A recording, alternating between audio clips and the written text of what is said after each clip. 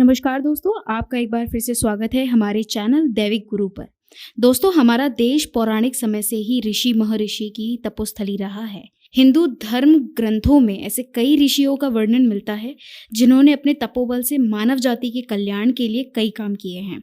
वहीं कई ऋषि ऐसे भी हुए जिन्होंने स्वर्ग की अप्सराओं के प्रति अपनी काम वासना के चलते अपना तपोबल खो दिया।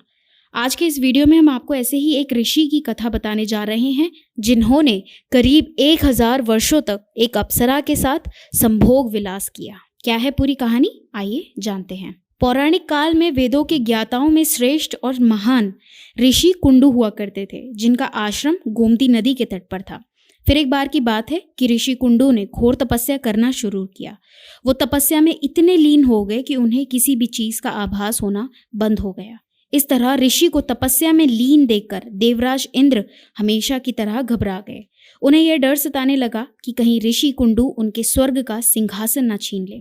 इसी डर के परिणाम स्वरूप इंद्रदेव ने ऋषि कुंडू की तपस्या भंग करने के लिए प्रेमलोचा नाम की अप्सरा को पृथ्वी लोक भेजने का निश्चय किया। प्रेमलोचा भी अप्सराओं में अप्सरा थी, तीखे नैन, गठीला बदन और हंसी जो देवताओं को भी आकर्षित कर दे। एक संध्या नृत्य के बाद इंद्र ने प्रेमलोचा को अपने पास बुलाया और उस बला की खूबसूरत अप्सरा को अपनी योजना बताई। बिना कोई प्रश्न किए प्रेमलोचा इंद्र की योजना के मुताबिक पृथ्वी लोक के लिए प्रस्थान कर गई। सीधे वहीं पहुंची जहां ऋषि कुंडू अपनी तपस्या में लीन थे। प्रेमलोचा ने अपनी शरारतों से ऋषि कुंडू का ध्यान बंद कर दिया और जैसे ही ऋषि की नजर उस अप्सरा प्रेमलोचा पर पड़ी, ऋषि कुंडू उसके रूप और सौंदर्य को देखकर उस पर मोहित हो गए और उसे अपने साथ लेकर मंदरांचल पर्वत की गुफाओं में चले गए। ऋषि कुंडू प्रेमलोचा के सौंदर्य में ऐसे खो गए कि वो गुफा के अंदर ही 900 से भी ज्यादा वर्षों तक अप्सरा के साथ भोग विलास करते रहे।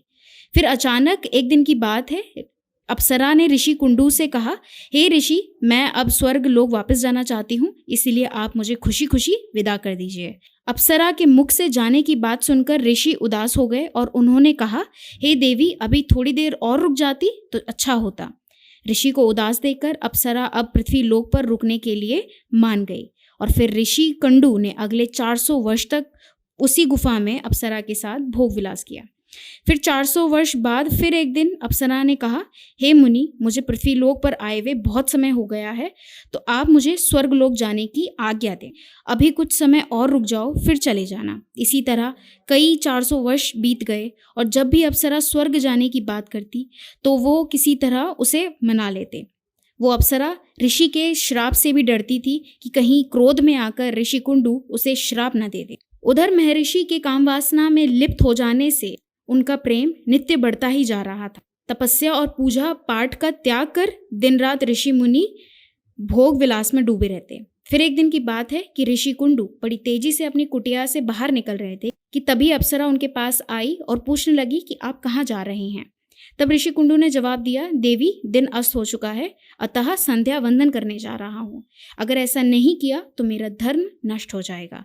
यह सुनकर प्रेमलोचा मुस्कुराए बिना ना रह सकी और बोली, हे वेदों के ज्ञाता, इतने वर्षों में क्या आज पहली बार सूर्यास्त हुआ है?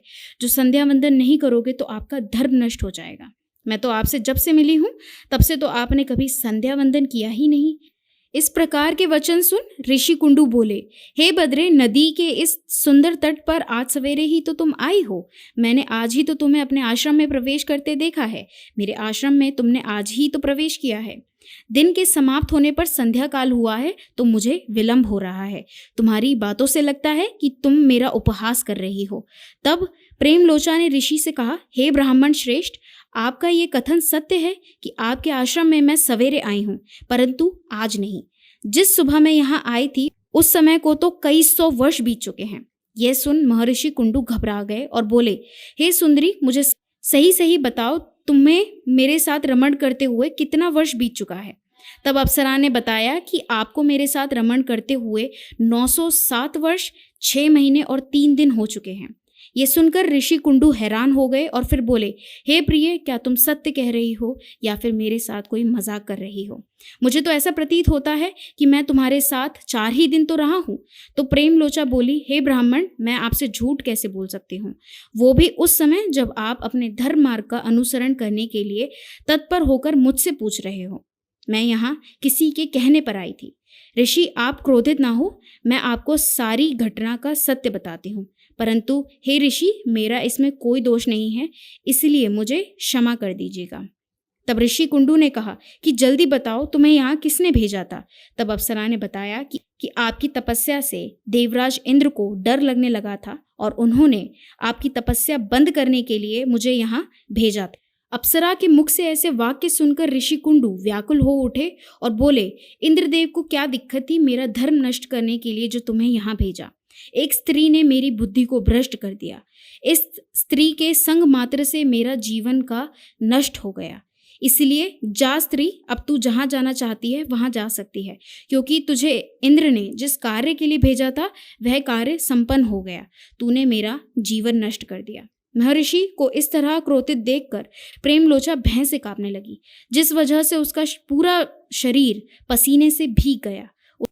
उस समय ऋषि ने जो गर्भ प्रेमलोचा में स्थापित किया था वह भी अप्सरा के रोम छिद्रों से निकलकर पसीने के रूप में उसके शरीर से बाहर आ गया।